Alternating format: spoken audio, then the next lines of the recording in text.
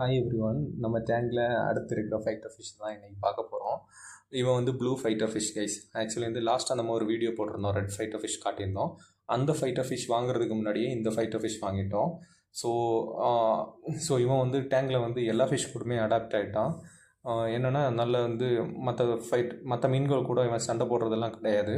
எப்போவுமே இந்த மாதிரி வந்து ஃபாக்ஸ் டெயில் கூடயோ இல்லை மற்ற ஃபிஷ் கூடயோ வந்து சேர்ந்து இப்படி அழகாக ஸ்விம் பண்ணிகிட்டே இருப்பான். அவனை பார்த்துட்டே இருக்கலான்னு தோணும். நீங்களே பார்க்குறீங்கல்ல மற்ற ஃபிஷ் கூட எவ்வளோ அழகாக இருக்கான்னு. ஸோ இவன் என்னென்னா நான் வந்து அந்த ரெட் ஃபைட்டர் ஃபிஷ்ஷை பார்த்தோன்னா துரத்துவான். அது ஏன்னு எனக்கு தெரில.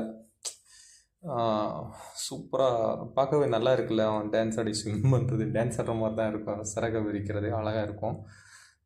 ஸோ ஆக்சுவலி வந்து இப்போ வந்து என்னென்னா இந்த டேங்கில் வந்து நம்ம எல்லா ஃபிஷ் கூட தான் இவனை விட்டுருக்கோம். ஸோ இவனை வந்து தனியாக ஏதாவது ஒரு அட்மாஸ்ஃபியரில் விடணுமா, தனியாக இவனுக்குன்னு ஒரு டேங்க் செட் பண்ணி விடணுமான்னு வந்து நீங்கள் கமெண்டில் சொல்லுங்கள்.